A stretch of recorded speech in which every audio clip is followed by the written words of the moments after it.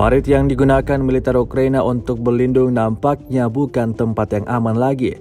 Pasalnya, terhitung sudah puluhan kali insiden gugurnya personel di dalam parit akibat lemparan granat dari UAV yang dioperasikan pasukan lawan.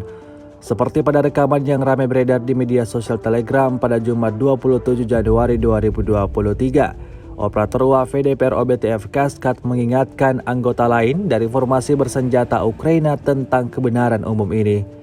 Di Ugledar tampak parit Ukraina yang sepi dan hanya diisi oleh satu prajurit tersebut diserang oleh pasukan DPR OBTF Kaskad, melemparkan granat yang tidak hanya menghancurkan parit namun juga menewaskan tentara Ukraina, seperti yang terlihat dalam rekaman.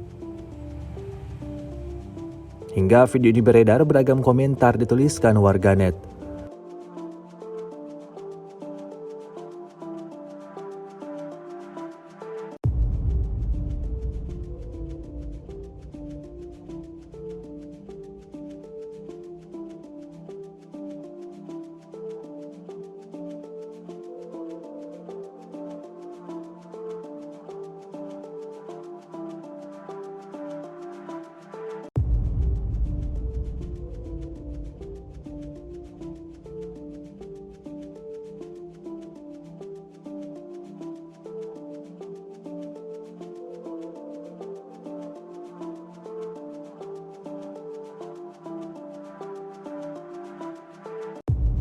Rusia melaporkan 379 pesawat Ukraina, 204 helikopter, 2.956 kendaraan udara tak berawak, 402 sistem rudal anti pesawat dieliminir sejak awal operasi khusus.